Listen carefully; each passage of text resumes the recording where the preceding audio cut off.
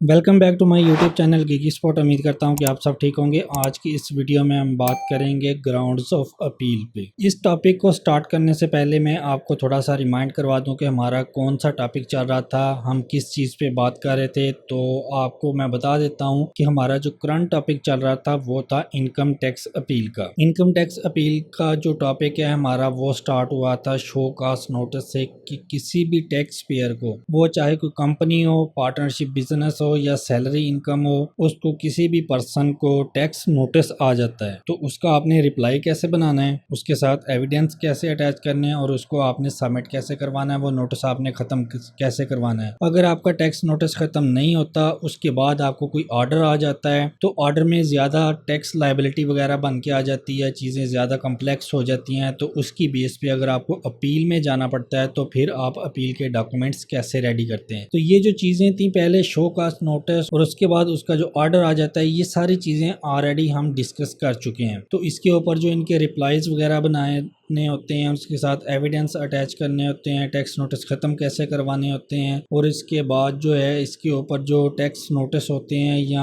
आपको ऑर्डर आ जाता है टैक्स का, ये सारी चीजें मैंने आपके साथ शेयर भी की हैं कि प्रैक्टिकल लाइफ में किसी भी टैक्स पेयर को टैक्स नोटिस या टैक्स ऑर्डर कैसे आता है। तो ये ऑलरेडी मैं सारी चीजें आपके साथ शेयर कर चुका हूं। तो अब हम अपील के डॉक्यूमेंट्स रेडी कर रहे थे क्योंकि इसी बेस के ऊपर, इसी सिनेरियो के ऊपर हमने अपील में जाना था, अपील फाइल करनी सीखनी थी। तो अपील के डॉक्यूमेंट्स हम रेडी कर रहे थे। उसमें कुछ डॉक्यूमेंट्स जो हैं हमारे रेडी हो चुके थे, कुछ जो हैं वो पेंडिंग थे। जो जो चीज़ें हमारी कंप्लीट हो चुकी हैं, जो जो रहती हैं, वो मैं आपके साथ अभी शेयर करता हूं। तो सबसे पहले आपको मैंने बताया था कि जब हम ये टैक्स नोटिस और इसका जो ऑर्डर था, इसके रिप्लाई वगैरह बनाने हमने सीख लिए थी, सारी चीज़ें कर ली थी, इनको हेड वाइज और इनके शॉर्ट रिप्लाईज और एविडेंस वगैरह अटैच करने, टैक्स ऑफिस में कैसे सबमिट होना है, टैक्स नोटिस कैसे खत्म करवाना, ये सारी चीजें जब हमने डिस्कस कर ली थी तो उसके बाद मैं आपको इनकम टैक्स अपील के फॉर्मेट की तरफ लेके गया था। मैंने आपको बताया था कि इनकम टैक्स अपील का फॉर्मेट आपने कहां से लेना है, वो चीजें भी हमने रेडी की थी। उसके ऊपर भी 2 डिटेल वीडियोस मौजूद हैं, वो मैंने अपलोड की हैं, वो भी आप दे सकते हैं। इसके अलावा जो टैक्स नोटिस था हमारा 161 का, वो हम डिस्कस कर रहे थे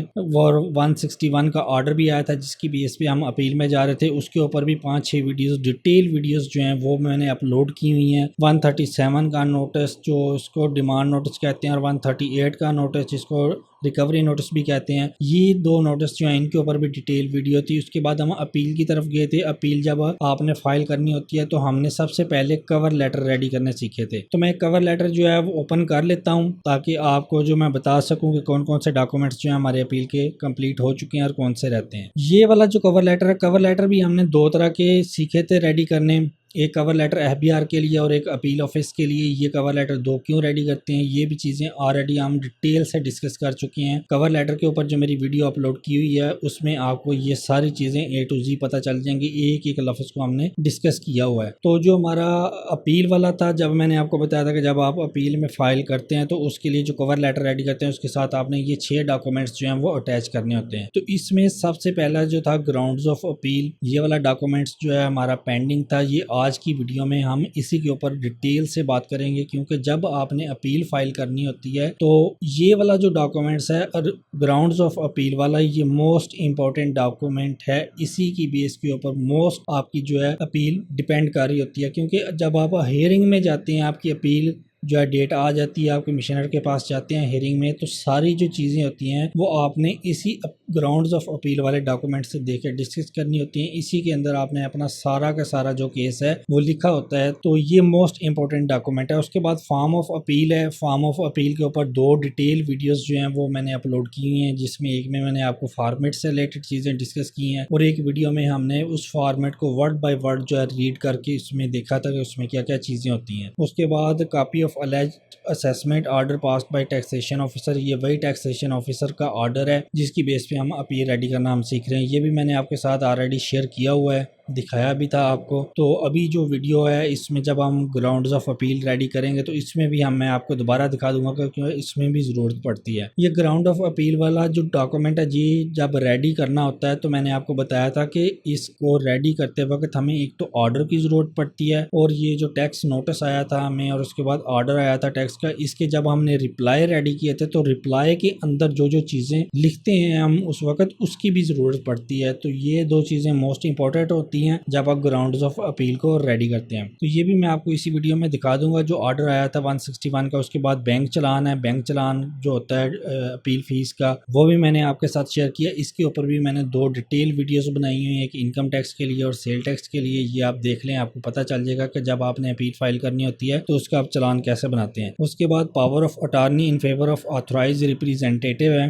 ये डॉक्यूमेंट जो है ये भी हमने रेडी करना सीखा था। इसके ऊपर भी मैंने वीडियो बना के अपलोड की हुई है, ये भी आप देख लें। इसमें आपको पता चल जाएगा कि पावर ऑफ अटॉर्नी जो है किस तरह की होती है, इसमें क्या चीज़ें लिखी होती हैं और इस डॉक्यूमेंट को हम किस किस मकसद के लिए यूज़ कर सकते हैं। उसके बाद communication with intimation to the taxation officer regarding filing of appeal, ये डॉक्यूमेंट भी हम ऑलरेडी रेडी कर चुके हैं जब हमने 2 कवर लेटर रेडी किए थे। तो दूसरा जो कवर लेटर होता है FBR वाला, उसको हम इंटीमेशन लेटर कहते हैं। तो ये वाला भी हमने रेडी करना सीखा था। तो ये भी जब आप कवर लेटर्स वाली जो वीडियो मैंने अपलोड की हुई है वो देखेंगे तो उसमें आपको ये डॉक्यूमेंट भी मिल जाएगा। तो हमारे 5 डॉक्यूमेंट्स जो हैं वो कंप्लीट हो चुके हैं। जस्ट एक डॉक्यूमेंट हमारा रहता था, वो नंबर 1 पे जो लिखा होता है ग्राउंड्स ऑफ अपील वाला। ये जो डॉक्यूमेंट है आज की वीडियो में हम रेडी करना सीखेंगे। इसको हम डिटेल से सीखेंगे, word by word, line by line read करेंगे। काफ़ी ज़्यादा इंफॉर्मेशन जो है इसमें मैं आपके साथ शेयर करूँगा क्योंकि मोस्ट इंपॉर्टेंट डॉक्यूमेंट होता है, तो इसमें थोड़ा सा टाइम भी लगेगा, वीडियो थोड़ी सी लेंथी हो जाएगी। लेकिन जो है इस डॉक्यूमेंट को हम अच्छी तरह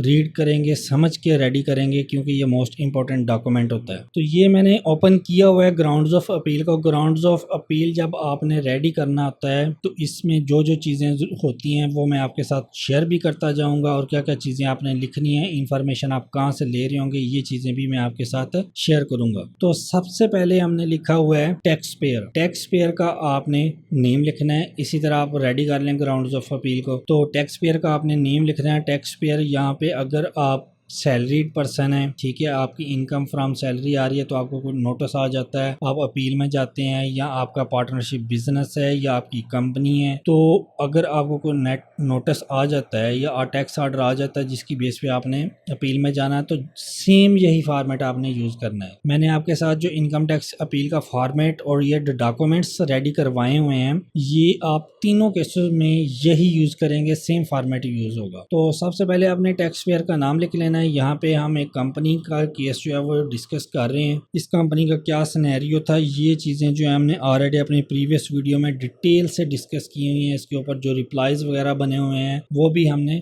डिटेल से चीज़ें डिस्कस की हैं। और एक वीडियो मैंने 2 या 3 वीडियोज़ जो है मैंने कंपनी वाइंडिंग अप के ऊपर भी बनाई हुई हैं, वो भी मैंने अपलोड की हुई हैं। ये केस वहाँ से स्टार्ट हमने किया था कि एक कंपनी जब वाइंड अप हो जाती है तो हम टैक्स पेयर जो है वो कैसे अपनी कंपनी को वाइंड अप करवाएगा, इसके ऊपर डिटेल डिस्कशन हमने की थी। इसके ऊपर मैंने 3-4 वीडियोस जो हैं वो अपलोड की हुई हैं। ये केस हमारा यहाँ से बेसिकली स्टार्ट हुआ था। तो उसमें क्या क्या चीज़ें थी, कैसे आपने क्लोज करवानी थी, वो हमने सारी चीज़ें क्लोज करवाई थी कंपनी। फिर उसके बाद जो है कुछ अरसे बाद जो है कंपनी ये दोबारा किसी वजह से इसके टैक्स नोटिस आ जाते हैं। क्यों आ जाते हैं, हालांकि कंपनी जो है वो एक बंद हो चुकी थी, फिर इसके टैक्स नोटिस आने की क्या रीज़न है, ये सारी चीज़ें जो हैं, ये सारा सिनेरियो बार बार हम डिस्कस कर चुके हैं अपनी प्रीवियस वीडियोज़ में, जब मैंने ये आपको कंपनी वाइंडिंग वाला टॉपिक जो है सिखाया था। तो ये बेसिकली ये केस वहाँ से हमने स्टार्ट किया था, क्योंकि मैं आपको ये सारी चीज़ें जो है ना एक स्टेप वाइज लेके जा रहा था कि आपको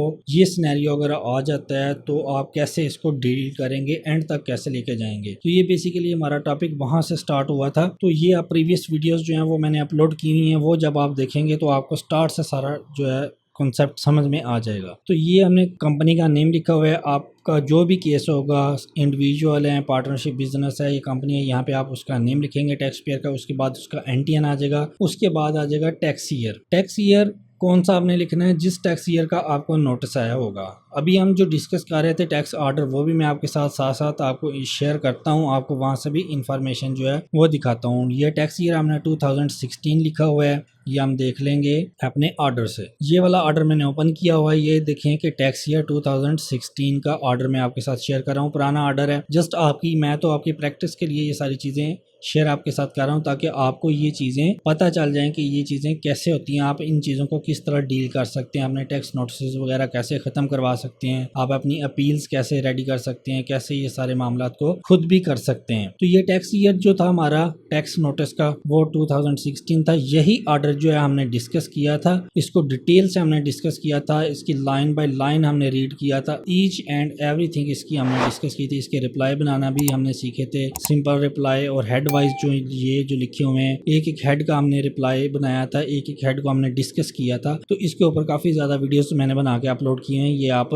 देखें लाजमी, क्योंकि ये यहाँ से हम सारी इन्फॉर्मेशन लेंगे टैक्स ऑर्डर से, और इसके जो हमने रिप्लाई बनाए थे यहीं से सारी इन्फॉर्मेशन हमने पिक करके अपना ग्राउंड्स ऑफ अपील वाला जो आज का टॉपिक है हमारा, अपील का आज का डॉक्यूमेंट है जो हम रेडी करना सीख रहे हैं, उसको हम रेडी करेंगे। तो यहाँ पे टैक्स ईयर हमने यहाँ से ले लेना है ऑर्डर से, जिस टैक्स ईयर का हमें ऑर्डर आया होगा वो हमने 2016 है वो हमने यहाँ पे लिखा हुआ है। उसके बाद स्टेटस आपने लिखना है, स्टेटस आपका जो भी होगा, कंपनी होगी, पार्टनरशिप बिजनेस होगा या आप इंडिविजुअल हैं, ये आप स्टेटस यहाँ पे लिखेंगे। उसके बाद मैंने लिखा हुआ है appeals before the commissioner appeals, same as it आपने यही लाइन लिखनी है। जहाँ जहाँ पे चेंजेस होंगी, जो जो चीज़ें जो हैं वो इस फॉर्मेट के अंदर आपने फिक्स रखनी है, वो मैं आपको बता दूंगा, और जो जो चीज़ें चेंज होनी है कि आपने हर दफ़ा चेंज कर लेनी है केस टू केस, वो भी मैं आपको बता दूंगा। अब ये तो नहीं है कि ये फॉर्मेट जो है हम एक अपील फाइल कर रहे हैं, जब दूसरी अपील फाइल करेंगे तो फिर दोबारा से फॉर्मेट एक नया बनाना शुरू कर देंगे, ऐसे नहीं है। ये जो फॉर्मेट है ये मैंने इसी तरह डिज़ाइन किया हुआ है, इसी तरह बनाया हुआ है कि ये जो फॉर्मेट है तकरीबन आपके 90 to 95% केसेस के ऊपर सेम यही फॉर्मेट लगेगा आपका। कुछ लाइनें ऐसी मैंने इसमें लिखी हुई हैं जो कि हर तरह का केस जो होगा उसके ऊपर फिट बैठेंगी, वो उसके लिए बिल्कुल फिट होंगी, वो आपके केस के लिए ज़रूरी होंगी। तो जो चीज़ें जो फिक्स होंगी इस ड्राफ्ट में, ये जो ग्राउंड्स ऑफ अपील वाला जो ड्राफ्ट मैं आपके साथ शेयर कर रहा हूँ, इसमें जो चीज़ें आपने फिक्स रखनी है वो भी मैं आपको बता दूंगा, और जो चीज़ें चेंज होंगी हर दफ़ा आपका कोई भी केस होगा तो वो भी मैं आपके साथ शेयर कर देता हूँ। सबसे पहले लिखा हुआ that the order dated June 16, 2022 passed by the assistant deputy commissioner inland revenue. ये वाला जो ऑर्डर है ये डेट हमने लिखी हुई है, बताया हुआ कि इस डेट को ये ऑर्डर पास हुआ है 2022, लेकिन ऊपर टैक्स ईयर 2016 लिखा हुआ है। अब मैं आपको यहाँ पे बता दूं कि कोई भी टैक्स पेयर जो होता है, चाहे वो कंपनी है, पार्टनरशिप बिजनेस है, इंडिविजुअल है, कोई भी उसका स्टेटस है, उसके 5 to 6 ईयर तक जो है वो पीछे जो 5 to 6 ईयर के वो टैक्स ऑर्डर्स, टैक्स ऑडिट या टैक्स नोटिस जो हैं वो कमिश्नर जो है वो इशू कर सकता है। फ्यूचर में ये जो ईयर्स हैं 5 या 6 ईयर के जो भी हैं, ये कम भी हो सकते हैं, ज़्यादा भी हो सकते हैं। मे भी फ्यूचर में किसी किस्म की कोई अमेंडमेंट आ जाए इनकम टैक्स ऑर्डिनेंस में, वो कहें कि आप पिछले 5 या 6 ईयर के इशू नहीं कर सकते, आप सिर्फ 2 ईयर के कर सकते हैं। वो कह सकते हैं कि आप 6 ईयर के नहीं, आप 10 ईयर्स के भी इशू कर सकते हैं। तो इसलिए जो है ये चेंजेस हो सकती हैं। तो लेकिन अभी जो करंट चल रहा है वो 5 to 6 ईयर ही है। तो अभी उसके बाद लिखा हुआ है, ये डेट लिखी हुई है कि इस डेट को ये वाला ऑर्डर इशू हुआ है। ऑर्डर पे हम जाते हैं, ये देखें 16 जून 2022 ये डॉक्यूमेंट डेट है कि इस डेट को ये ऑर्डर इशू हुआ था, लेकिन किस ईयर का हुआ था? 2016। देखें कि टैक्स ईयर जो चल रहा है 2022 चल रहा है, लेकिन किसी प्रीवियस ईयर का उसको टैक्स नोटिस या टैक्स ऑर्डर आ गया है। तो इसलिए मैंने आपको बताया कि कमिश्नर जो है वो प्रीवियस किसी भी ईयर का आपको टैक्स नोटिस भी इशू कर सकता है और टैक्स ऑर्डर भी आपको आ सकता है। तो ये चीज़ें जो हैं वो लॉ में लिखी हुई हैं। तो यहाँ से हमने डॉक्यूमेंट डेट देखनी है कि किस डेट को हमें ऑर्डर आया, वो हमने लिखना है। ये हमने लिख दिया यहाँ पे। उसके बाद जो ईयर है वो हम इधर ऊपर लिख देंगे। उसके बाद लिखा हुआ है इनलैंड रेवेन्यू के बाद लिखा हुआ है unit 3 audit to range 1 corporate tax office Lahore. Lahore. ये इन्फॉर्मेशन आपने कैसे लेनी है ये भी मैंने आपको ऑलरेडी काफ़ी दफ़ा बताया हुआ है। हम अपने टैक्स नोटिस में जब उसके रिप्लाई वगैरह बना रहे थे तो उसमें हम ये बार बार चीज़ें डिस्कस कर रहे थे। तो अभी मैं आपको दोबारा बताता हूँ कि जब ये टैक्स ऑर्डर या टैक्स नोटिस आपको आता है, इसके आपने लास्ट पेज पे जाना होता है। ये देखिए लास्ट पेज है इस ऑर्डर का। इसके ऊपर आपको सारी की सारी इंफॉर्मेशन मिल जाएगी कि किस कमिश्नर ने या डिप्टी कमिश्नर ने या असिस्टेंट कमिश्नर ने आपको ये इशू किया होता है, उसका ऑर्डर क्या है, रेंज क्या है, जून क्या है, ईच एंड एवरीथिंग आपको लास्ट पेज के ऊपर उसकी इंफॉर्मेशन मिल जाएगी। तो यहाँ पे लिखा हुआ है ऑडिट 2, रेंज 1 है, यूनिट 3 है, सीटीओ लाहौर है। सीटीओ जो होता है वो कंपनीज के लिए हम लिखते हैं कॉर्पोरेट टैक्स ऑफिस, और इंडिविजुअल के लिए और पार्टनरशिप के लिए हम आरटीओ लिखते हैं। तो यहाँ से हमने इंफॉर्मेशन लेके यहाँ पे सेम एज इट वही लिखी हुई है, tax office Lahore framed under section 161। अब यहाँ पे हम बता रहे हैं कि किस सेक्शन के अंडर हमें ये ऑर्डर आया हुआ है। हम अपना टैक्स ऑर्डर देखते हैं, ये लिखा हुआ है 161 सब सेक्शन 1। यहाँ पे भी हमने लिखा हुआ है under section 161 sub section 1 of the income tax ordinance 2001। उसके बाद लिखा हुआ है is wrong, baseless, bad in law and against the circumstances of the case, modified, hasty and without considering the records provided by the tax payer. ये जो line है यहाँ से रॉन्ग से लेके यहाँ तक provided by the tax pair, यहाँ तक ये जो लाइन है ये लाइन फिक्स रखनी है आप। ये वाला जो पहला पॉइंट है ये भी आपका फिक्स ही होगा। कोई भी आप अपील के ग्राउंड्स जो हैं वो रेडी कर रहे हैं उसके इनकम टैक्स के या सेल टैक्स के, ये आपने फिक्स रखनी है पहली वाली लाइन। इस जो पहला वाला पॉइंट है नंबर 1 जो पॉइंट है इसको जो मैंने हाईलाइट किया हुआ है ये आपने बिल्कुल एज इट फिक्स ही रखना है। इसमें आपने किसी किस्म की चेंजेस नहीं करनी। अब जाहिर सी बात है जो केस टू केस चेंजेस होंगी वो क्या होंगी, ये डेट तो चेंज होगी जिस डेट का आपको आया होगा, उसके बाद ये सेक्शन भी जाहिर सी बात है चेंज होगा जिस सेक्शन का आपको आया होगा, उसके बाद इनकम टैक्स ऑर्डिनेंस अगर इनकम टैक्स का आया तो सेम आप इनकम टैक्स ऑर्डिनेंस लिखा रहने देंगे। अगर आपको सेल टैक्स का आ गया है तो यहाँ पे इनकम टैक्स ऑर्डिनेंस की जगह पे आप सेल टैक्स एक्ट लिख देंगे। ठीक है, ये तो कॉमन सी बात है ना कि ये जो चीजें जो हैं ये वाली चीज जो है और ये वाला एड्रेस जो है सीटीओ या आरटीओ, उसके बाद ये सेक्शन और इनकम टैक्स ऑर्डिनेंस या सेल टैक्स एक्ट, ये चीजें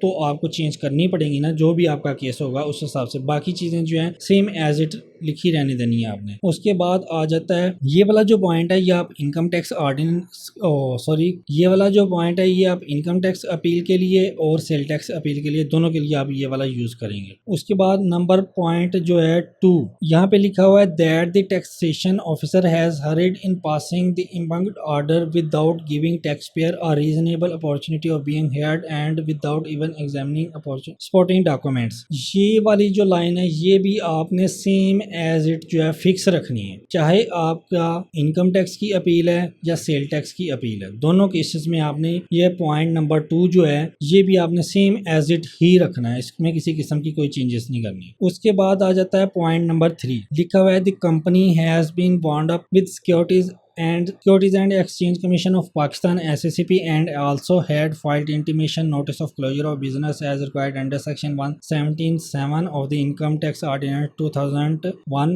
to tax office for which the company had evidence on its record। ये वाला जो पॉइंट है यहाँ से अब हमारे जो है केस से रिलेटेड जो है वो पॉइंट्स स्टार्ट हो रहे हैं। जो हमारा ऑर्डर था उसकी बेस पे जो हमारा फर्स्ट पॉइंट है वो ये वाला है। ऊपर वाले जो 2 पॉइंट हैं वो तो फिक्स हमने रखे हुए हैं कि किसी किस्म का कोई भी हमें ऑर्डर आ जाता है, किसी भी सेक्शन का आ जाता है, इनकम टैक्स का, सेल टैक्स का, ग्राउंड्स ऑफ अपील में हम ये पहले वाले 2 डॉक्यूमेंट्स जो हैं ये तो हम फिक्स के फिक्स ही रखेंगे। उसमें जो माइनर चीज़ें हैं वो केस टू केस जो वेरी कारी होंगे वो तो हम चेंज करेंगे। बाकी 2 पॉइंट्स जो हैं वो तो हम सेम एज इट ही रखेंगे। अब यहाँ पे जो तीसरा पॉइंट है यहाँ से हमारा जो केस है, एक्चुअल केस जो है जो हमें ऑर्डर आया उसकी बेस पे हमारा ये पहला पॉइंट है। ये पॉइंट जो है हमारी एक कंपनी जो है वो क्लोज हो चुकी थी, ठीक है, SACP से हमने क्लोज करवा ली थी, लेकिन टैक्स ऑफिस से भी हमने उसमें जब कंपनी क्लोज करवाई है तो टैक्स ऑफिस से भी हमने एक दफ़ा कंपनी क्लोज करवा ली थी, लेकिन फ्यूचर में किसी वजह से वो कमिश्नर चेंज हुआ है या कोई और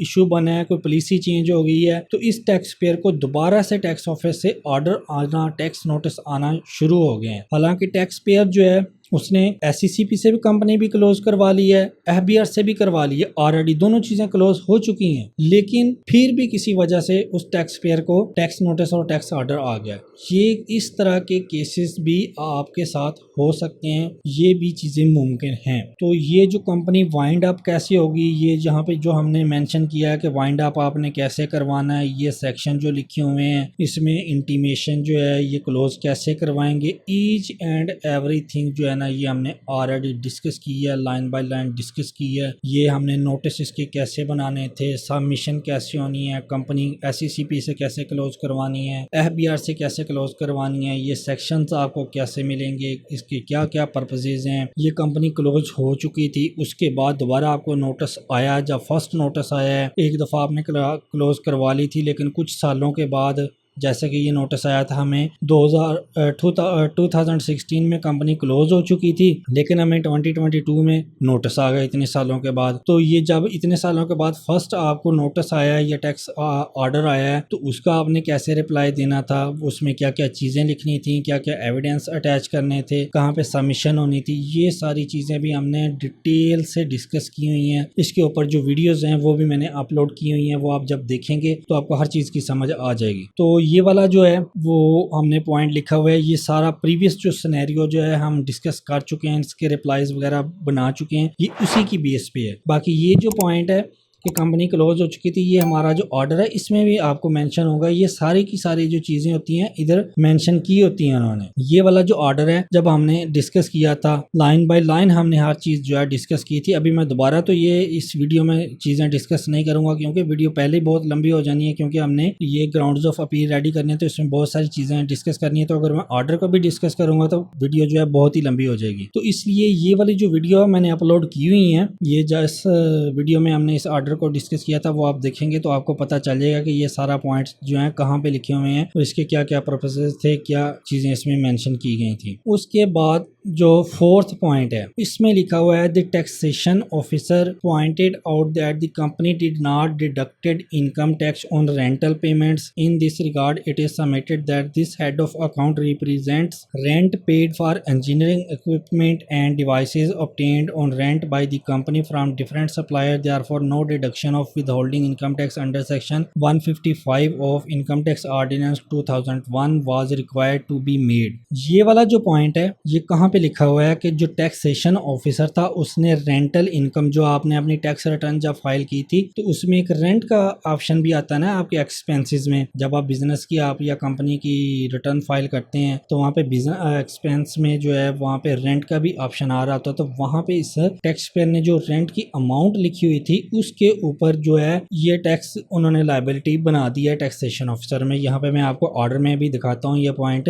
ये देखें ये टैक्स पेयर जो था इसने जो एडमिनिस्ट्रेटिव एक्सपेंसेस थे, जो इसका हेड था एडमिनिस्ट्रेटिव एक्सपेंसेस का इसकी टैक्स रिटर्न में, उसमें रेंट वाला एक ऑप्शन था। ठीक है, उसने रेंट अमाउंट लिखी हुई थी 7 लाख। ये वाली अमाउंट जो है वो टैक्सेशन ऑफिसर कह रहा है कि आपने इतनी अमाउंट तो लिख दी है, लेकिन इसके ऊपर जब आपने ये रेंट अमाउंट पे की है तो इसके ऊपर जो टैक्स सेक्शन अप्लाई हो रहा था, टैक्स विद हेल्ड आपने करना था, वो आपने करके गवर्नमेंट को सबमिट नहीं करवाया। इसलिए हम इसके ऊपर 15% जो रेट है उसके हिसाब से टैक्स बना रहे हैं। 1,12,000 का ये आपने हमें सबमिट करना है। इसीलिए मैं ये आपको ये चीज़ें अपनी वीडियोस में भी बार बार कहता हूँ कि टैक्स का नॉलेज जब तक आपको प्रॉपर ना हो आपने ये जो चीज़ें हैं ये खुद जो करने की कोशिश नहीं करनी, और आपने कोशिश करनी है कि किसी भी क्लाइंट का भी आप काम तब तक ना करें जब तक आपको इन चीज़ों के ऊपर ग्रिप ना हो, अच्छी तरह आपको ये चीज़ें ना आती हों। मैंने मार्केट में बहुत से लोग ऐसे भी देखे हैं, मेरे पास अक्सर क्लाइंट्स ऐसे आते हैं कि जिन्होंने ये चीज़ें जो हैं वो खुद करने की कोशिश की होती है, उन्होंने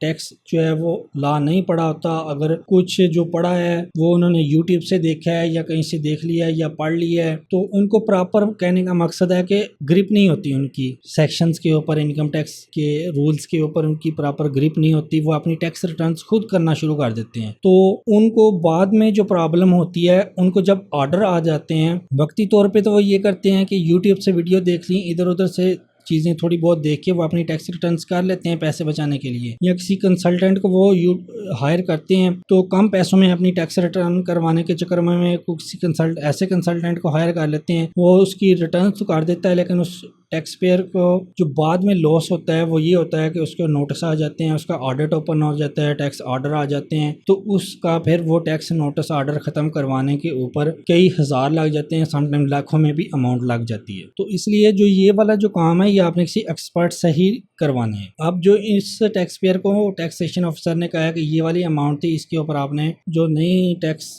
बनता था वो सबमिट नहीं करवाया गवर्नमेंट डिपार्टमेंट को, तो हम इसके ऊपर ये टैक्स लायबिलिटी आपकी क्रिएट कर रहे हैं। यहाँ पे हमने मेंशन किया हुआ था इसके रिप्लाई में, जब हमने इस पॉइंट ये वाला जो ऑर्डर था ना, इसके मैंने आपको 2 रिप्लाई बनाना सिखाए थे। इसके पहले जो नोटिस आया था उसका भी हमने रिप्लाई बनाया था, इसके भी मैंने 2 रिप्लाई आपको बनाने बताए थे। उसमें एक जो हमने सिंपल जो रिप्लाई बनाया था उसमें ज़्यादा चीज़ें डिस्कस नहीं की थी, जो शो कास्ट नोटिस की बेस पे आया था उसके अकॉर्डिंग ही हमने रेडी किया था। और एक जो है रिप्लाई वो हमने डिटेल रिप्लाई जो है डिस्कस किया था, जिसमें हमने रेंट वाला अलहदा, सैलरीज वेजेस अलहदा, travelling conveyance, communication, repair, stationery, professional charges, other indirect expenses, उसमें एक एक हेड को हमने डिस्कस किया था, एक एक हेड की हमने एक्सप्लेनेशन की थी। उस रिप्लाई में मैंने आपको बताया था कि ये रेंट अमाउंट जो है इसमें क्या हो सकता है, इसका हम रिप्लाई क्या लिखेंगे, उसके अंदर क्या क्या चीज़ें पॉसिबिलिटीज़ क्या हैं, इसको हमने ब्रेक डाउन कैसे करना है, अगर इसका कोई एविडेंस मांग लेते हैं तो उसको ब्रेक डाउन कैसे करना है, वो एविडेंस आपने कैसे रेडी करना है, ये सारी की सारी चीज़ें हमने उस रिप्लाई में डिस्कस की थी। वो अभी मैं दोबारा डिस्कस नहीं करूँगा, आप वो वीडियो देखें आपको पता चल जाएगा। तो ये वाला जो रिप्लाई था इस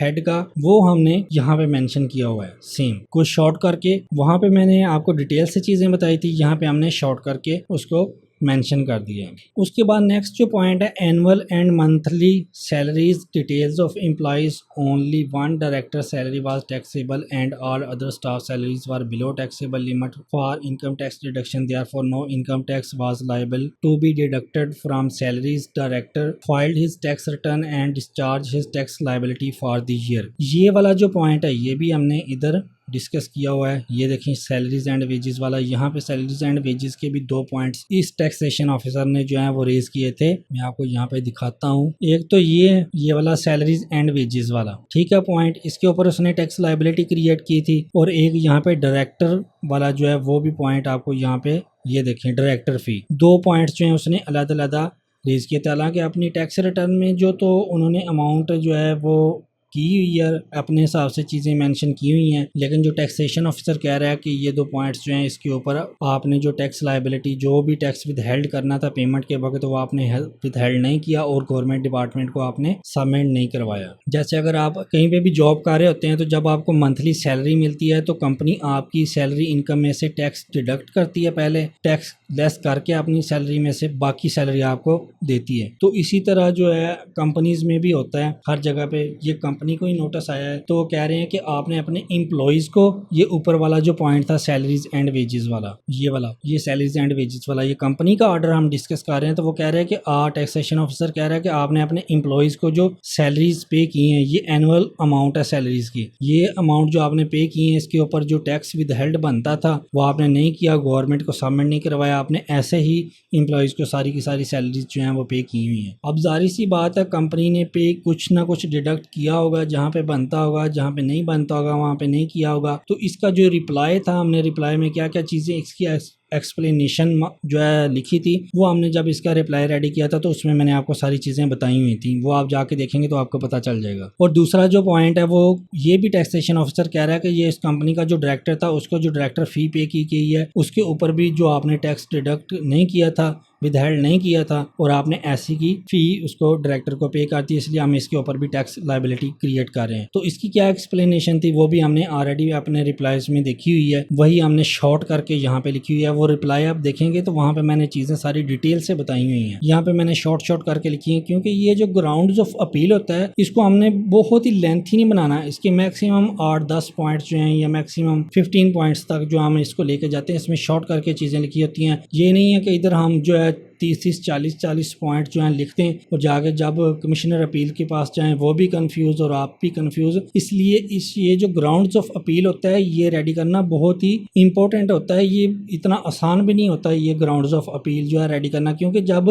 आप अपील में जाते हैं, ये डॉक्यूमेंट्स आपके अपील के ऑफिस में जाते हैं, कमिश्नर आपके ये ग्राउंड्स ऑफ अपील रीड करता है, यहीं से आपका केस जो है वो बन भी सकता है और ख़राब भी हो सकता है। इसलिए ये वाला जो डॉक्यूमेंट है मोस्ट इंपॉर्टेंट डॉक्यूमेंट होता है। अगर आपने इसमें चीज़ें एक्सप्लेन अच्छी तरह नहीं की होंगी तो मे भी आपका केस जो है वो ख़राब हो जाए, आपकी लाइबिलिटी जो है वो जितनी बनी हुई थी वही की वही कन्फर्म कर दें, आपको उतनी पे करनी पड़ जाए। या मे भी ऐसा भी हो सकता है कि आपकी लाइबिलिटी पहले 5 लाख थी, आपने चीज़ें ये अच्छी तरह मेंशन नहीं की, ग्राउंड्स ऑफ अपील आपने अच्छे नहीं बनाए और आपकी जहाँ पे पहले 5 लाख थी बाद में 8 या 10 लाख हो जाए, कोई और नई चीज़ निकल आए, कोई और पॉइंट जो है वो डिस्कस हो जाए, उसके ऊपर आपके पास एक्सप्लेनेशन ना हो, वो आपने दी ना हो, एविडेंस ना हो आपके पास, तो आपका केस ख़राब भी हो सकता है। तो ये चीज़ें पॉसिबिलिटीज़ हैं। तो इसलिए ये जो ग्राउंड्स ऑफ अपील मैं बार बार इसलिए कह रहा हूँ कि ये अपील का मोस्ट इंपॉर्टेंट डॉक्यूमेंट होता है, इसकी आपने बहुत अच्छी तरह प्रैक्टिस करनी है। ये ग्राउंड्स ऑफ अपील आपको तब ही अच्छी तरह बनाने आएंगे जब आपको शो कास्ट नोटिस या टैक्स ऑर्डर या टैक्स नोटिस जो आता है ना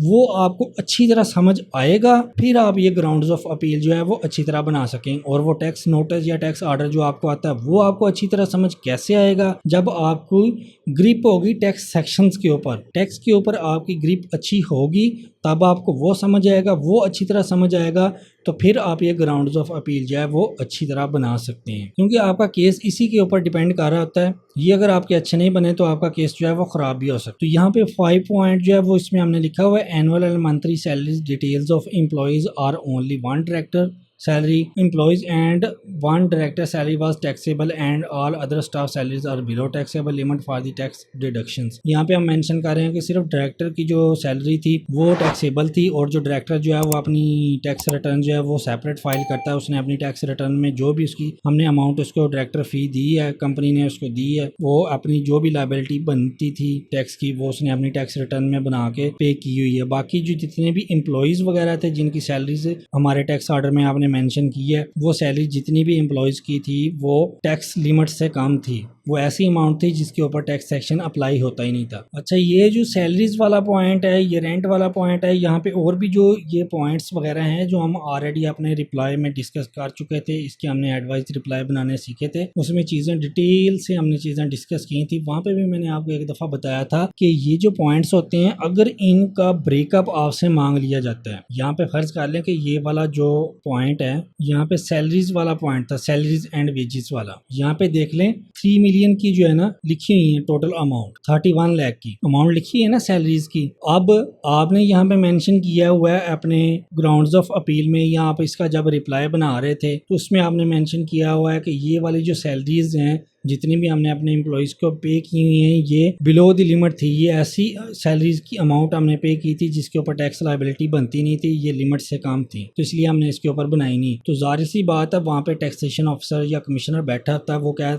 सकता है आपको कि इसके एविडेंस हमें प्रोवाइड किए। आप झूठ भी तो बोल सकते हैं ना, वो कह सकता है ना कि 31 लाख की आपने अमाउंट पे कर दी है, सारे के सारे एम्प्लॉयज़ ऐसे थे कि जिनकी लिमिट जो थी वो कम थी, उसके ऊपर टैक्स लायबिलिटी बनती नहीं थी, ऐसा कैसे मुमकिन है? आप हमें प्रोवाइड करें एविडेंस। मंथली जो सैलरी स्लिप आप देते थे या क्रिएट करते थे अपने एम्प्लॉयज़ के लिए वो हमें प्रोवाइड करें। ये चीज़ें भी पॉसिबल हैं, ये आपको चीज़ें वो अपने टैक्स नोटिस जब आप उसके रिप्लाईज वगैरह सबमिट करवाएंगे वहाँ पे भी ये चीज़ें आपसे वो डिमांड कर सकते हैं, और जब आप अपील में जाते हैं वहाँ पे भी आपसे ये चीज़ें सारी डिमांड की जा सकती हैं। तो जब हमने रिप्लाई बनाए थे तब भी मैंने आपको ये चीज़ बताई थी कि इसके ब्रेकअप जो है वो आपने कैसे रेडी करने हैं। ये इतनी बड़ी अमाउंट है, इसका ब्रेकअप कैसे रेडी करना है। यहाँ पे आपने चीज़ें तो मेंशन कर दी हैं कि ये ऐसी अमाउंट थी कि जिसके ऊपर टैक्स बनता ही नहीं था, तो इसका आप ब्रेकअप भी तो रेडी करके देंगे ना, उनको स्लिप्स भी तो रेडी करके देंगे। ये चीज़ें आपने कैसे रेडी करनी होती हैं, इसके ऊपर जो है मैं फ्यूचर में एक वीडियो बनाऊंगा।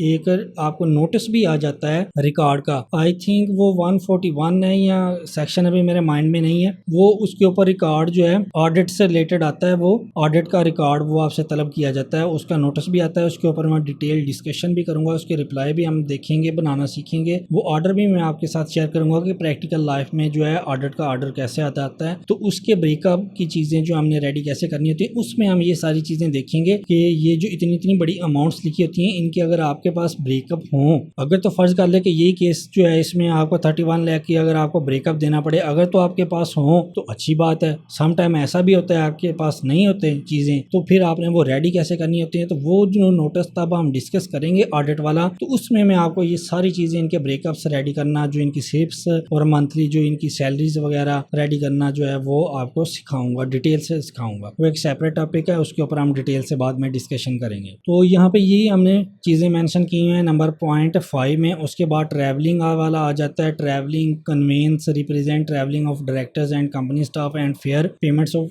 to transport and airlines for which no tax deduction is applicable. In this regard, the income tax deduction was not applicable as each payment was made to different service provider which was below taxable limit for tax deduction. यहाँ पे भी हम ये कह रहे हैं, ये मैं आपको पॉइंट दिखा देता हूँ पहले टैक्स ऑर्डर से। टैक्स ऑर्डर में ये ट्रैवलिंग एंड कन्वेंस वाला, अब वो टैक्सेशन ऑफिसर कह रहा है कि ये वाली जो अमाउंट है 11 लाख की, वो कह रहा है कि ये वाली अमाउंट है, इसके ऊपर आपके हम टैक्स लायबिलिटी बना रहे हैं।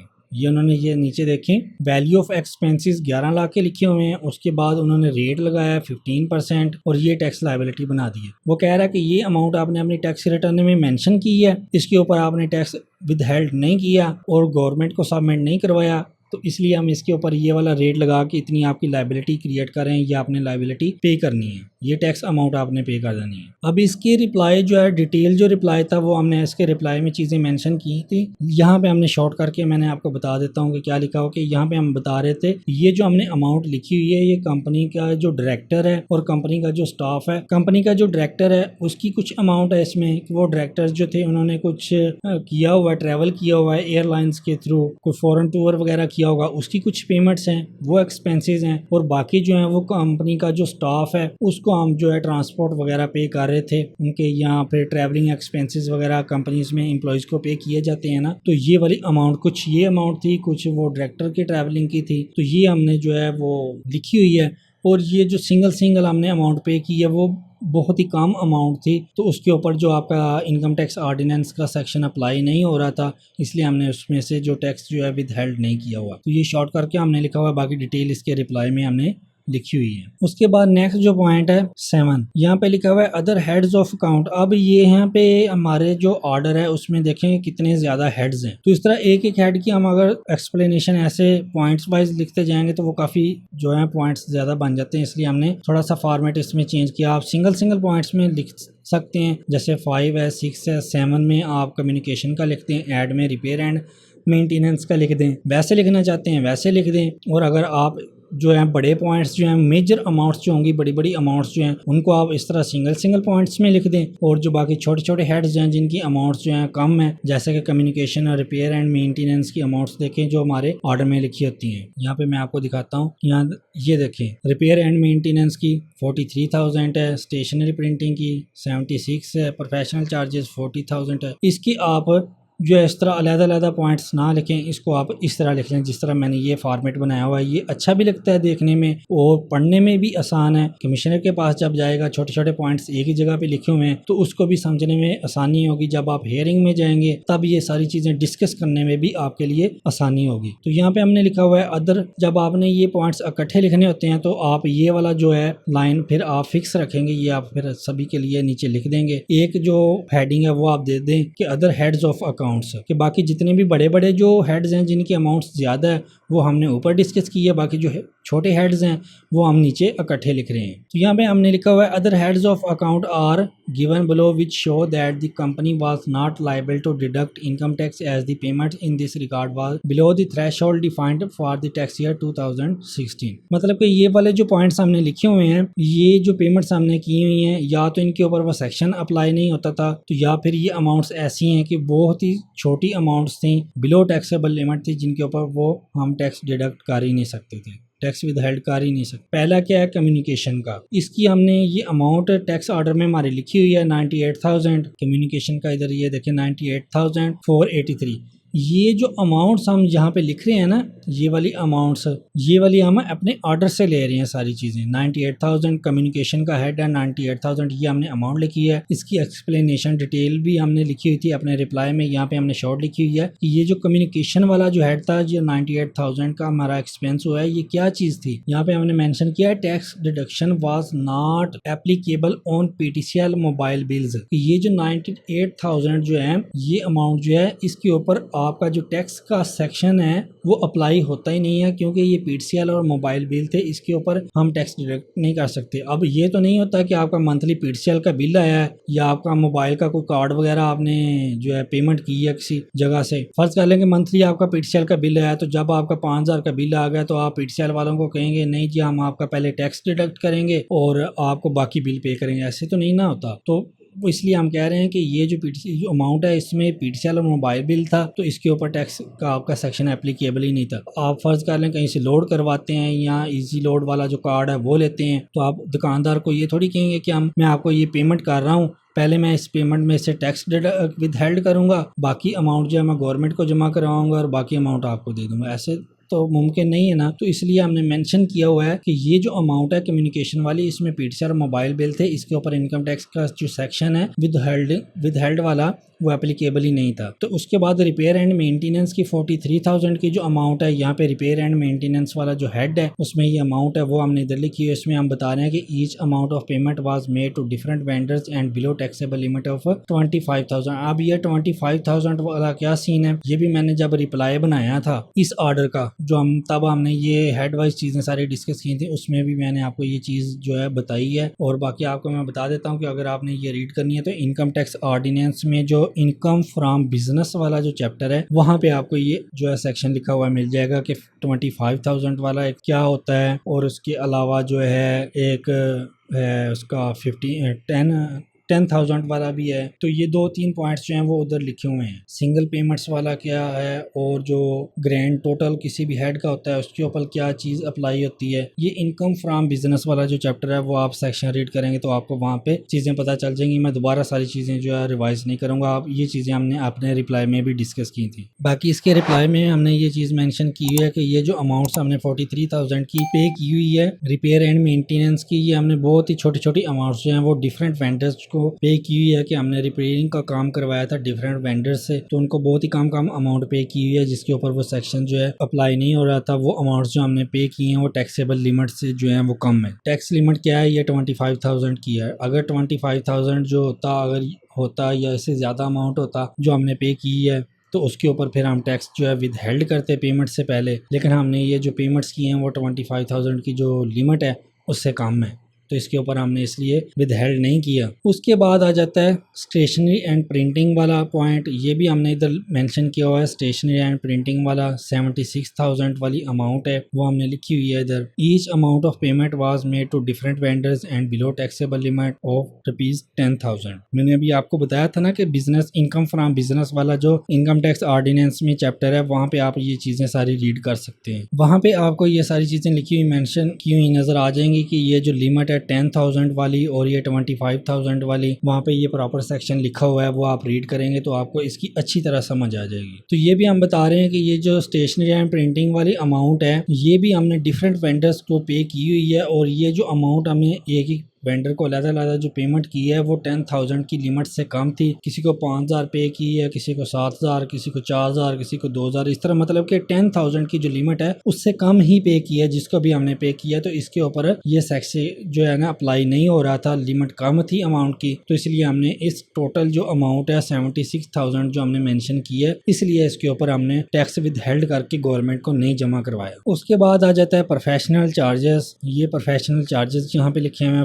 40,000 के, यह मेंशन हम यहाँ पे कर रहे हैं। This amount of payment was made to different consultant and below taxable limit. यहाँ पे भी हम बता रहे हैं कि ये जो हमने डिफरेंट कंसल्टेंट्स को पूरे साल में पे की है अमाउंट वो टैक्सेबल लिमिट से कम थी, इसलिए हमने इसके ऊपर टैक्स डिडक्ट नहीं किया। उसके बाद नेक्स्ट जो पॉइंट है वो अदर इनडायरेक्ट एक्सपेंसेस हैं। यहाँ पे हमारे ऑर्डर में भी लिखा हुआ है अदर इनडायरेक्ट एक्सपेंसेस 71,000, वो पॉइंट हमने इधर लिखा हुआ है। अदर इनडायरेक्ट एक्सपेंसेस में हम ये बता रहे हैं कि ये जो 75,000 की अमाउंट है इसके ऊपर हमने टैक्स क्यों नहीं डिडक्ट किया, इसकी एक्सप्लेनेशन जो है उसमें हम बता रहे हैं। This represents purchases of material and supplies and should be shown as direct cost, however these purchases from each vendor are below taxable limit. इसमें भी हम सेम वही बात कर रहे हैं। अब फर्ज कर लो यहाँ पे ये जो अमाउंट है 75,000 की, ये आपने दो ऐसे जो वेंडर हैं उनको पे किए, एक को 30,000 पे कर दिया और एक को रिमेनिंग अमाउंट जो है पे कर दिया। ये एक को 35,000 कर दिया, बाकी को भी इतनी कर दी है, बाकी को रिमेनिंग पेमेंट जो है वो कर दी है। जिसके ऊपर ये वाली लिमिट जो है 10,000, इससे भी ज़्यादा हमने अमाउंट पे की है, और ये 25,000 वाली है, इससे भी ज़्यादा अमाउंट हमने पे की है। एक्चुअल में हमें तो पता है ना कि हमने कितनी पेमेंट की है, लेकिन टैक्सेशन ऑफिसर को नहीं पता। तो यहाँ पे एक्सप्लेनेशन में आप सेम इसी तरह का पॉइंट लिख सकते हैं। ये जो स्टेशनरी एंड प्रिंटिंग वाला, ऐसा भी तो हो सकता है कि आपने एक ही वेंडर से सारी ये चीज़ें खरीदी हैं, एक ही दफ़ा आपने उसको 76,000 पे कर दिया है। सेक्शन तो अप्लाई हो रहा है, लिमिट से ज़्यादा अमाउंट हमने पे की है, सेक्शन तो अप्लाई हो रहा है, लेकिन ये तो हमें ही पता है ना। लेकिन इसकी जो एक्सप्लेनेशन है उसमें आप कह सकते हैं कि हमने जो बिलो लिमिट जो है वो पेमेंट्स की हैं। बाकी इसका ब्रेकअप अगर वो मांग लेता है तो ब्रेकअप कैसे रेडी करना है वो मैं आपको एक डिफरेंट वीडियोस जो है उसमें बताऊंगा। उसमें क्योंकि ये एक ऑडिट वाला एक नोटिस आता है तो उसमें भी हम ब्रेकअप रेडी करते हैं, तो उसमें मैं आपको ये सारी चीज़ें जो इनके ब्रेकअप्स रेडी करने जो हैं वो सिखाऊंगा कि ये ब्रेकअप्स आप कैसे रेडी करते हैं। तो ये चीज़ें मैंने आपको बता दी हैं कि आप दो तरह के केसेस जो है लिख सकते हैं। अगर तो आपने अमाउंट पे करनी है टैक्स की तो आप कर दें, ये फिर ये एक्सप्लेनेशन जो है वो ना दें, ठीक है। और अगर आप कहते हैं कि आपने अमाउंट बिल्कुल भी टैक्स लायबिलिटी पे नहीं करनी तो फिर आप इस तरह की एक्सप्लेनेशन जो है वो लिख सकते हैं। और अगर वो टैक्सेशन ऑफिसर या कमिश्नर अपील आपसे ब्रेकअप मांग लेता है इन चीज़ों के, तो फिर आप ब्रेकअप जो है इनके एविडेंस जो है वो रेडी करके प्रोवाइड कर दें। वो हम डिफरेंट वीडियो में देख लेंगे, वो मैं आपको चीज़ें सिखा दूंगा कि आप इनके ब्रेकअप कैसे रेडी करते हैं। उसके बाद आ जाता है डायरेक्टर फ़ी। डायरेक्टर फ़ी का पॉइंट भी यहाँ पे लिखा हुआ है, ये अमाउंट लिखी हुई है 11 लाख की। तो इसके भी हमने एक्सप्लेनेशन जो है वो पॉइंट ऊपर भी डिस्कस किया था कि ये जो डायरेक्टर है वो सैलरीज को हमने जो पे की है वो अपनी सेपरेट रिटर्न जो है वो फाइल करता है। तो इस अमाउंट जो है 11 लाख के ऊपर जितना भी टैक्स पे करता है वो अपनी लायबिलिटी खुद पे कर रहा है। और उसकी डायरेक्टर की जो रिटर्न है वो हम इस अपील ऑफ ग्राउंड्स के साथ या फिर ये जो अपील के डॉक्यूमेंट्स हैं इनके साथ जो एविडेंस के तौर पर आपको अगर आपको रिक्वायर्ड होंगे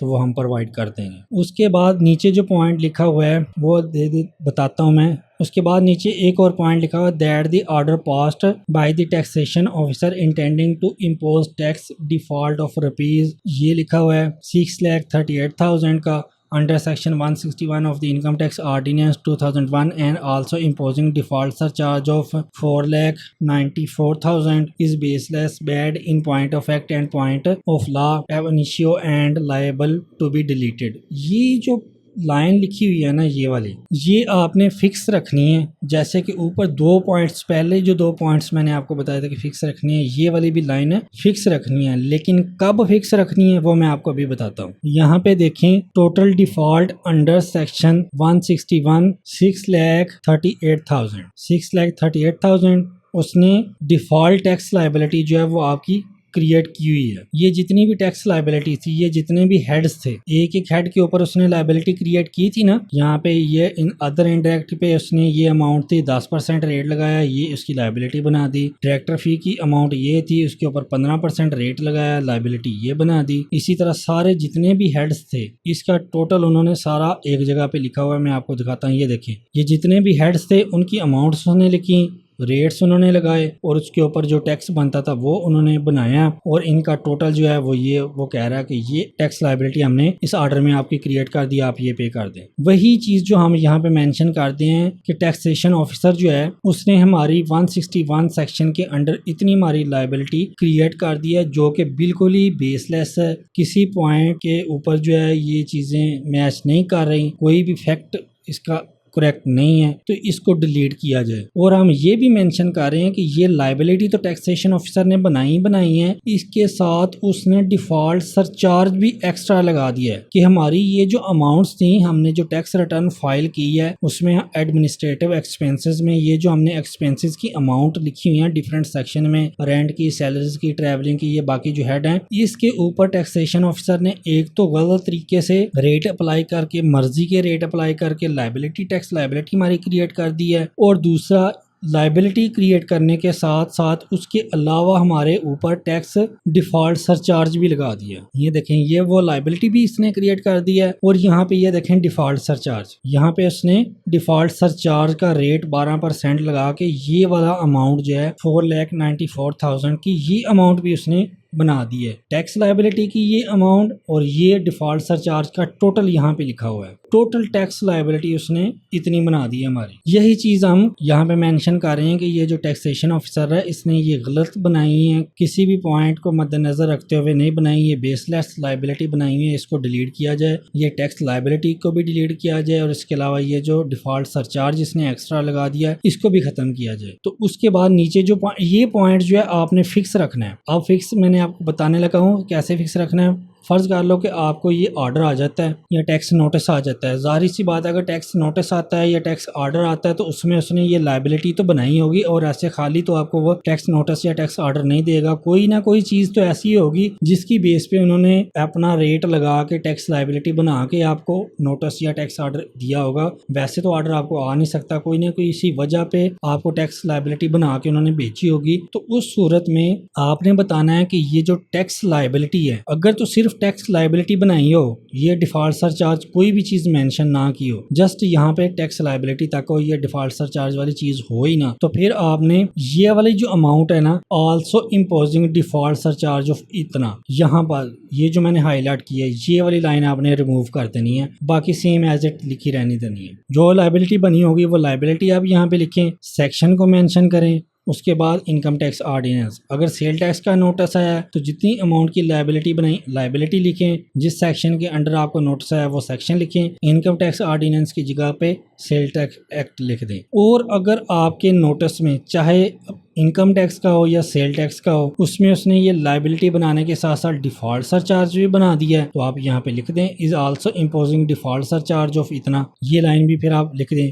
अगर यहाँ पे टैक्स लायबिलिटी भी बनी है, डिफॉल्ट सरचार्ज भी बना है, इसके अलावा कोई और टैक्स भी लगा दिया है, तो फिर आप यहाँ पे मेंशन कर सकते हैं कि लायबिलिटी इतनी है, कोमा लगाएं, डिफॉल्ट सरचार्ज इतना है, एंड आल्सो जो अदर अमाउंट है वो भी है, ये बेसलेस है, बैड है, इन पॉइंट ऑफ फैक्ट है, बाकी ये लाइन लिख दें आगे कि इसको डिलीट किया जाए। तो ये चीज़ आप इस तरह मेंशन करें। बाकी ये जो पॉइंट्स है ना, पॉइंट नंबर 8, ये बहुत ही स्ट्रॉन्ग पॉइंट लिखा हुआ है। ये वाला जो पॉइंट जो मैंने आपको बताया ना कि आपने अपनी अपील में ये जो ड्राफ्ट आपको मैंने दिया है इसमें ये चीज़ें आपने फिक्स रखनी है। 3 पॉइंट्स जो हैं वो मैंने आपको फिक्स करवाए हैं, एक ये वाला पॉइंट, पॉइंट नंबर 8, ये पॉइंट नंबर 2 और पॉइंट नंबर 1।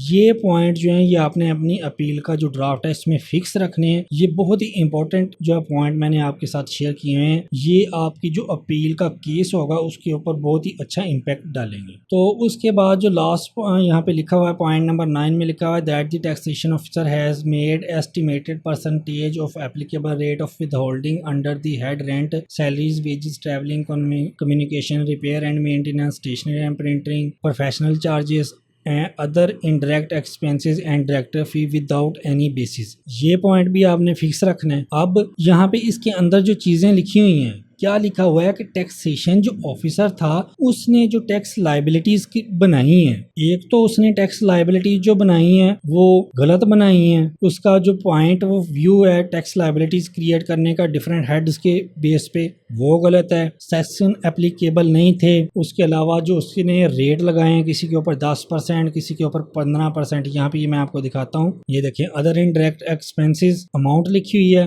रेट 10% लगा दिया है, ठीक है। ये अमाउंट प्रोफेशनल चार्जेस है 40%, 40,000 अमाउंट लिखी हुई है, इसके ऊपर 15% रेट लगा के ये लायबिलिटी क्रिएट कर दी है। तो इसलिए हम बता रहे हैं यहाँ पे स्टेशनरी एंड प्रिंटिंग का 76,000 है, ये अमाउंट लिखी हुई है, इसके ऊपर 4.5% रेट लगा के ये लायबिलिटी क्रिएट कर दी है। तो इसलिए हमने यहाँ पे ये पॉइंट लिखा हुआ है कि इसने एक तो एस्टिमेटेड जो परसेंटेज लगाई हुई है रेट की, अपनी तरफ से वो रेट हैं ही नहीं, बेशक वो हों, लेकिन आपने तो ये मेंशन करना है ना अपने ये इसमें ग्राउंड्स में कि इसने जो रेट लगाए हैं वो अपनी मर्जी से लगा दिए हैं, एस्टिमेटेड लायबिलिटीज जो हैं वो क्रिएट कर दिए हैं इन डिफरेंट हेड्स के ऊपर। बाकी ये अंदर जितने भी हेड्स लिखे हुए हैं, जो हेड्स आपके टैक्स ऑर्डर में लिखे होंगे वो आपने मेंशन कर देने हैं। हमारे ऑर्डर में ये सारी चीजें हेड मौजूद थे, ये रेंट का, सैलरीज का, वेजेस का, ये जितने भी हेड्स हैं ये हमारे इधर मौजूद हैं टैक्स ऑर्डर में। ये सिंगल हेड के नीचे एक्सप्लेनेशन भी है, बाकी ये देख लें, ये सारे के सारे हेड जो हैं वो मौजूद थे,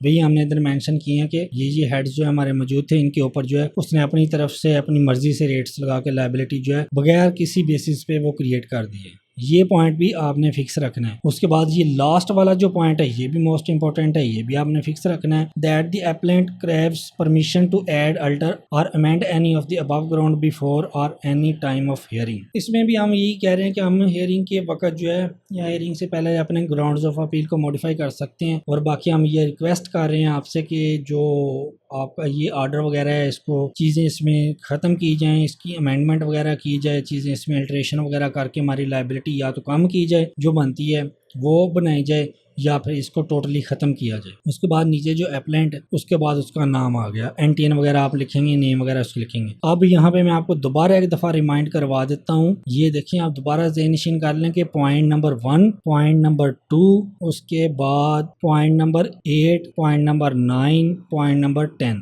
ये पॉइंट्स आपने फिक्स रखने हैं। इसमें जो माइनर चीज़ें चेंजेस होंगी वो तो मैं आपको बता ही चुका हूँ, क्या क्या चीज़ आप डिफरेंट सिनेरियोज की बेस पे आप कर सकते हैं वो तो आप करेंगे। बाकी ये जो पॉइंट्स हैं ये आपने फिक्स रखने हैं, ये मोस्ट इंपॉर्टेंट पॉइंट्स हैं ग्राउंड्स ऑफ अपील में आपकी। बाकी हमारे इधर पॉइंट्स जो हैं वो टोटल 10 बन रहे हैं, क्योंकि हमने इधर जो है हमारे बेसिक जो बड़े हेड्स थे जिनकी अमाउंट ज़्यादा थी वो 2-3 थे, ये वाले 2-3 थे, उनको हमने अलग-अलग जो हैं वो मेंशन कर दिया। बाकी हमारे छोटे हेड्स थे उनको हमने इस तरह लिख दिया। मे भी आपके जो हैं वो ये 10 की जगह पे 12 बन जाएं, 15 बन जाएं या 20 बन जाएं, वो आपके केस टू केस वेरी करते हैं, आपका किस तरह का ऑर्डर है, उसमें क्या क्या चीज़ें मेंशन है, उस बेस पे आपके ये पॉइंट्स जो हैं वो ज़्यादा भी हो सकते हैं। बाकी जो पॉइंट्स मैंने फिक्स आपको बताए हैं कि ये चीज़ें आपने लिखनी ही लिखनी है, जो पॉइंट्स फिक्स करवाई हैं ये आपके हर ग्राउंड्स ऑफ अपील में आएंगे। बाकी जो पॉइंट्स होंगे वो आपके जो भी सिनेरियो होगा, जो जो चीज़ें मेंशन होंगी वो आप उसी हिसाब से इसमें लिखेंगे। एक चीज़ और मैं यहाँ पे बता देता हूँ कि सम टाइम जो है वो केस ऐसा भी आ जाता है कि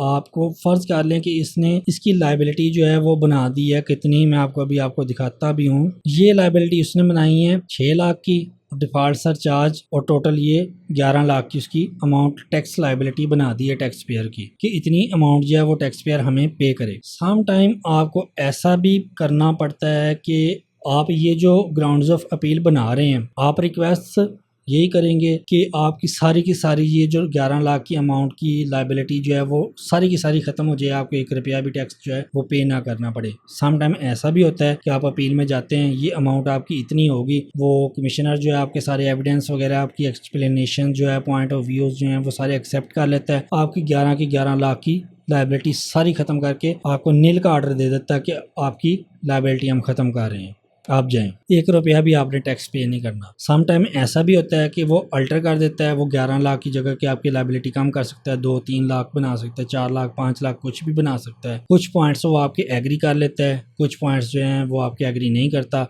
उसकी बेस पे आपकी टैक्स लायबिलिटी बना देता है। ये चीज़ें भी पॉसिबल है। और सम टाइम जो है इस तरह का भी आपको अपील में ऑर्डर मिल जाता है। अभी मैंने आपको 2 सिनेरियो बताए हैं ना, कि आपकी लायबिलिटी या तो ख़त्म करके आपको उस चीज़ का ऑर्डर दे सकता है, या आपकी अल्ट्रेशन करके आपकी लायबिलिटी करके उसका ऑर्डर आपको दे सकता है, या तीसरा सिनेरियो ये हो सकता है कि वो आपको रिमांड बैक का ऑर्डर दे दे। ना तो वो आपकी लायबिलिटी ये कम करे, ना लायबिलिटी आपकी ख़त्म करे, वो आपको रिमांड बैक का जो है ऑर्डर दे दे, वो आपको कह दे कि ये हम इसको रिमांड बैक कर रहे हैं, आप दोबारा टैक्स ऑफिस में जाएं, कमिश्नर के पास, जिस कमिश्नर ने आपको ये ऑर्डर या टैक्स नोटिस इशू किया था ना फर्स्ट टाइम, आप दोबारा उसके पास जाएं और दोबारा से अपना केस उसको रिप्रेजेंट करें, दोबारा से एविडेंस दें और अपना केस वहां से ख़त्म करवाएं। ये 3 सिनेरियो जो हैं ये आपके बनते हैं अपील ऑफिस में। 99% केसेस में आपके यही 3 सिनेरियो बनते हैं। 3 तरह के ही आपको जो ऑर्डर मिल सकते हैं, या तो लायबिलिटी ख़त्म आपकी, या लायबिलिटी में अल्टरेशन होगी, लायबिलिटी कम ज़्यादा हो जाएगी, या फिर आपको रिमांड बैक का मिल जाएगा, आपको वापस उसी जो है डिपार्टमेंट में भेजा जाएगा जहां से आपने ये शुरू किया था, जहां से आपको फर्स्ट टाइम जो है टैक्स नोटिस आया था, कि आप वहां से दोबारा शुरू करें, वहां पे जाके सारा केस दोबारा रिप्रेजेंट करें। तो इस तरह के 3 सिनेरियो हो जाते हैं। अब यहाँ पे मैं एक और चीज़ मेंशन कर दूं कि सम टाइम ऐसा भी होता है कि यहाँ पे फर्ज कर लो 11 लाख की अमाउंट बनी हुई है और टैक्स पेयर जो है वो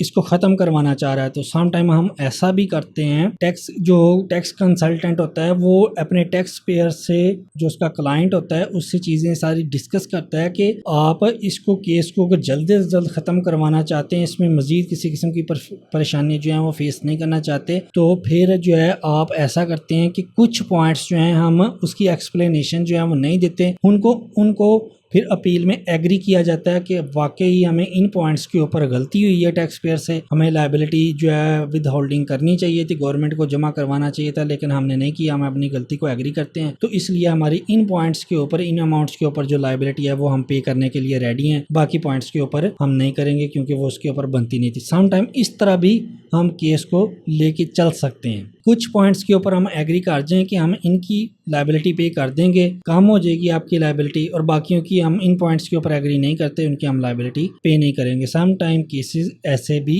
आ जाते हैं, सिनेरियोज ऐसे भी बन जाते हैं कि आपको कुछ पॉइंट्स के ऊपर एग्री करना पड़ जाता है। और एक सिनेरियो ये भी है कि आपने तो ये सारी की जो लायबिलिटी टैक्सेशन ऑफिसर ने बनाई है, आप कह रहे हैं कि नहीं बनाए, गलत बनाई है, आपको तो पता है ना कि गलत बनी है, ये सही बनी है, लेकिन आप अपने रिप्लाई में या ग्राउंड्स ऑफ अपील में कह रहे हैं कि ये सही नहीं बनी, लेकिन आपको तो एक्चुअल सिचुएशन का पता है ना। तो फर्ज कर लो कि आपको पता है कि आपकी ये लायबिलिटी 100% ठीक बनी है, आपके ये जितने भी हेड्स थे इनके ऊपर लायबिलिटी आपकी बनती थी, आपने जब पेमेंट्स वगैरह करनी थी, उसकी विद होल्डिंग करनी थी, अमाउंट टैक्स की गवर्नमेंट को जमा करवानी थी, लेकिन आपने गवर्नमेंट को 1 रुपया भी जमा नहीं करवाया, ऐसे ही पेमेंट्स की हैं, आपने जो है टैक्स जो है वो स्टील किया हुआ है, तो लायबिलिटी आपकी बनती थी, आपने टैक्स जमा करवाना था, लेकिन आपने 1 रुपया भी नहीं जमा करवाया, सारे के सारे पैसे अपने पास ही रखे हैं। आपको तो पता है कि ये टैक्स जो है ऑर्डर या टैक्स नोटिस आया हमें बिल्कुल ओरिजिनल आया, ठीक आया, हमारी लायबिलिटी इतनी बनती थी, हमारी गलती है। तो इस केस में भी जब हम अपील में जाते हैं या टैक्स ऑफिस में जाते हैं टैक्स नोटिस वगैरह ख़त्म करवाने के लिए, तो टैक्स कंसल्टेंट वगैरह जो होते हैं वो अपने क्लाइंट जो टैक्स पेयर होता है उसके साथ भी चीज़ें ये डिस्कस करते होते हैं। ये सारे केस जो है वो टैक्स ऑफिस में या अपील ऑफिस में प्रेजेंट करने से पहले ये सारी चीज़ें अपने क्लाइंट से, जो टैक्स पेयर होता है उससे चीज़ें सारी डिस्कस होती हैं कि आया जी आपकी गलती है या नहीं। अगर तो एग्री करता है कि भाई मेरी ये गलती है, मेरी लायबिलिटी बनती थी, मैंने नहीं पे की, क्योंकि टैक्स क्लाइंट जो है, टैक्स पेयर जो है, वो जब तक आपको सारी चीज़ एग्जैक्ट नहीं बताएगा आपका केस उस वक्त तक स्ट्रॉन्ग नहीं होगा। अगर टैक्स पेयर जो है वो अपने टैक्स कंसल्टेंट को आधी चीज़ें बताता है, आधी चीज़ें नहीं बताता, तो उस बेस पे उसका केस जो है वो ख़राब भी हो सकता है। मे भी अगर 11 लाख की लायबिलिटी बनी है तो जब वो अपील में जाए वहाँ पे 20 लाख की बन जाए, ऐसा भी हो सकता है। तो इसलिए ये जो मैटर्स होते हैं इसमें आपने अपने जो कंसल्टेंट होता है जो आपके बिहाफ पे सारा आपका केस डील कर रहा होता है, उसको आपने ये सारी चीज़ें एज इट बतानी होती हैं, ओरिजिनल में बतानी होती हैं कि ये चीज़ एक्चुअल में है, ये नहीं है, ताकि वो आपका केस जो है अच्छी तरह प्रेजेंट कर सके। अगर फर्ज कर ले कि कुछ चीज़ें आप अपने कंसल्टेंट को नहीं बताते, वो आपकी गलती है, लेकिन आप अपने कंसल्टेंट से भी चीज़ें छुपाते हैं, वो अपील में जाता है या टैक्स ऑफिस में जाता है, कमिश्नर के साथ उसकी हियरिंग वगैरह होती हैं, तो वहाँ पे पता चल जाता है कि ये पॉइंट्स जो हैं ओरिजिनल बनते थे, तो कंसल्टेंट को भी पता चल जाता है, क्योंकि कंसल्टेंट ने तो हर चीज़ पढ़ी होती है, लॉज पढ़े होते हैं, सेक्शंस का उनको पता होता है, तो उसको भी पता चल जाता है कि ये पॉइंट्स तो वैलिड हैं जो कमिश्नर बात कर रहा है, लेकिन जो टैक्स पेयर है, जो मेरा क्लाइंट है, उसने मुझसे झूठ बोला है, मुझसे ये चीज़ें छुपाई हैं, तो इस तरह उसका केस जो है वो ख़राब हो सकता है। तो इसलिए आपने जो भी कंसल्टेंट होगा उसके साथ आपने ये सारी चीज़ें शेयर करनी है, ताकि वो आपका जो केस है वो अच्छी तरह प्रेजेंट कर सके। आया कि आप अगर 100% ठीक हैं तो तब भी आपका केस अच्छी तरह प्रेजेंट करे, आपकी लायबिलिटी ख़त्म करवाए। अगर आपकी कोई गलती है तब भी आप उसको बताएं, ताकि वो आपको डिफेंड कर सके और आपके कुछ पॉइंट्स जो हैं वो उनको एग्री कर ले, ताकि आप बच जाएं। ये ना हो कि आप उससे चीज़ें छुपाएं वो आपको बचाने के चक्करों में आपकी लायबिलिटी वहाँ पे और ज़्यादा बढ़ जाए, तो इस केस में कसूर जो होगा वो टैक्स कंसल्टेंट का नहीं होगा, वो टैक्स पेयर का होगा, क्योंकि उसने उससे चीज़ें छुपाई होंगी। तो इसलिए आपने ये सारी चीज़ें उसके साथ प्रॉपर शेयर करनी है ताकि वो आपका जो है केस अच्छी तरह डील करे, उसको अच्छी तरह प्रेजेंट करे, और जो भी पॉसिबिलिटीज़ होती हैं जितना ज़्यादा रिलीफ वो आपको लेके दे सकता है वो टैक्स ऑफिस से या अपील ऑफिस से आपको उतना ज़्यादा रिलीफ लेके दे सके। क्योंकि कोई भी टैक्स कंसल्टेंट होता है उसकी यही कोशिश होती है कि वो उसका टैक्स पेयर जो उसका क्लाइंट है उसका जो जितना भी ज़्यादा रिलीफ मिल सकता है वो उसको टैक्स ऑफिस से लेके दे, ताकि उसका जो क्लाइंट है वो उससे खुश हो। तो ये पॉइंट्स थे जो हमने डिस्कस किए हैं। ये ग्राउंड्स ऑफ अपील का फॉर्मेट भी मैंने आपके साथ शेयर कर दिया है। ये मोस्ट इम्पोर्टेंट डॉक्यूमेंट है अपील्स का, इसको रेडी करना, इसको सीखना बहुत ही ज़्यादा ज़रूरी है। ये एक केस जो है वो मैंने आपके साथ प्रेजेंट किया है आपके सामने,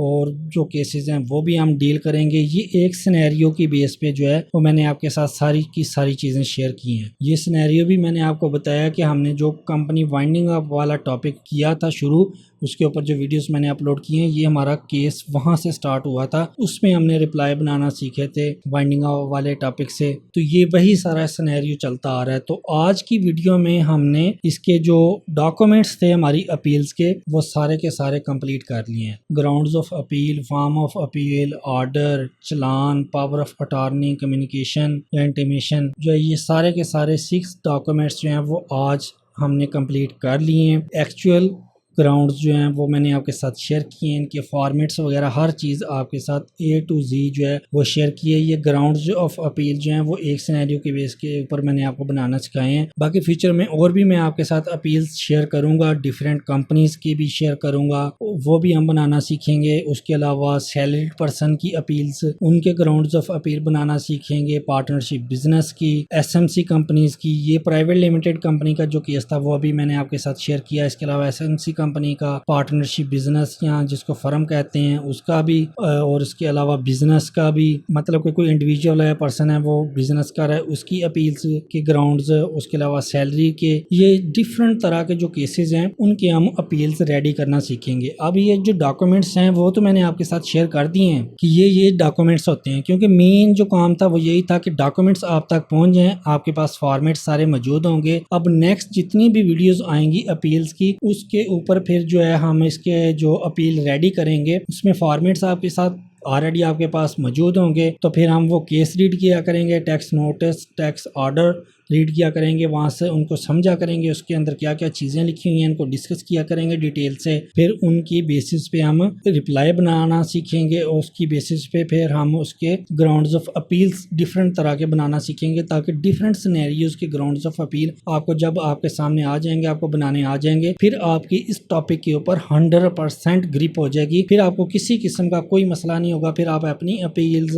अपने क्लाइंट्स की अपील जो है वो आसानी से उसको डील कर सकेंगे। अभी जो डॉक्यूमेंट्स हमने कंप्लीट कर लिए हैं, फॉर्मेट्स सारे के सारे मैंने आपके साथ शेयर कर दिए हैं। तो नेक्स्ट जो इसकी वीडियो आएंगी उसमें हम जो है इसके जो बाकी डॉक्यूमेंट्स हैं, ये जो ग्राउंड्स ऑफ अपील है, फर्स्ट डॉक्यूमेंट जो है ये हमने एक्चुअल इन्फॉर्मेशन की बेस पे जो है वो आज रेडी करना सीखी है। मैंने जो जो इन्फॉर्मेशन ली है ग्राउंड्स ऑफ अपील में हमने लिखी है वो हमने अपने ऑर्डर से पिक की है। तो बाकी जितने भी डॉक्यूमेंट्स हैं जैसे कि फॉर्म ऑफ अपील है, उसके बाद ऑर्डर तो मैंने आपको दिखा दिया है, चलान कैसे बनता है ये भी 2 वीडियोस के अंदर मैंने इसको डिस्कस किया है। पावर ऑफ अटॉर्नी और कम्युनिकेशन जो है लास्ट वाला, ये पॉइंट भी ऑलरेडी हम डिस्कस कर चुके हैं। अब जो फॉर्म ऑफ अपील है और पावर ऑफ अटॉर्नी, ये पावर ऑफ अटॉर्नी भी मैं आपके साथ शेयर कर चुका हूँ कि एक्चुअल में आप कैसे बनाते हैं। ये जब आप देखेंगे इसका पावर ऑफ अटॉर्नी वाला तो आपको पता चल जाएगा, उसमें ये सेक्शन वगैरह, उसमें एड्रेस वगैरह सारी चीज़ें जो है वो मेंशन कैसे करनी है वो मैंने आपको बताई हुई है। तो ये पीछे सिर्फ एक रह गया फॉर्म ऑफ अपील।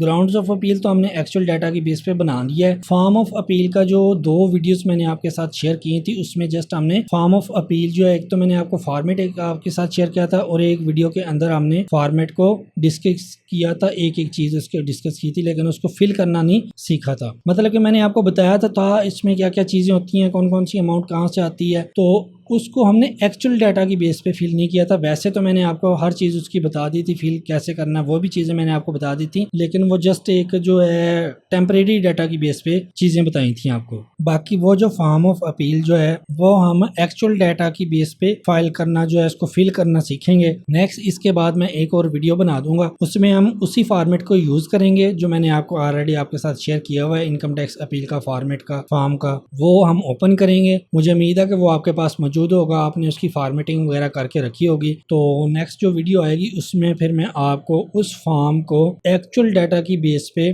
फिल करना सिखाऊंगा। ये ऑर्डर जो है इसमें से हम डाटा पिक करेंगे और उस फॉर्म को फिल करना सीखेंगे। तो उसमें जो जो चीज़ें होंगी वो फिर मैं आपके साथ शेयर करूंगा। उसमें जो यहाँ से डाटा लेके हम कैसे फिल करते हैं, कैसे चीज़ें होती हैं, वो सारी चीज़ें इंशाल्लाह मैं आपके साथ शेयर करूंगा। तो आज की वीडियो में इतना ही था, सारी चीज़ें आपके साथ मैंने शेयर कर दी हैं। किसी किस्म का आपको कोई डाउट हो, कोई आपका पॉइंट क्लियर ना हो, वो आप कमेंट सेक्शन में मुझसे पूछ सकते हैं। तो आपने इस वीडियो को लाजमी लाइक भी करना है, शेयर भी करना है, चैनल को लाजमी सब्सक्राइब करना है। मैं आपके साथ जो चीज़ें इतनी शेयर कर रहा हूँ, इतनी इन्फॉर्मेशन जो है वो आपके साथ शेयर कर रहा हूँ, आपके साथ जो चीज़ें सिखा रहा हूँ आपको, मेरी यही कोशिश है कि आप इनको सीख जाएं। और इसके ज़रिए जो है अगर तो आप स्टूडेंट हैं तब भी आपको ये काफ़ी ज़्यादा हेल्पफुल होंगी। अगर आप प्रैक्टिस कर रहे हैं, टैक्स कंसल्टेंट हैं या फ्रीलांसर हैं, तो आप ये चीज़ें सीख के आप अर्निंग कर सकते हैं। तो मेरी ये कोशिश है कि मुझे जितनी भी चीज़ें आती हैं वो मैं आपके साथ शेयर करूँ, आपको सिखा दूँ। तो नेक्स्ट भी इंशाल्लाह डिफरेंट टॉपिक्स के ऊपर जो है वो मैं वीडियोस बनाता रहूँगा, आपके साथ शेयर करता रहूँगा। और इसके अलावा भी कॉर्पोरेट्स के ऊपर,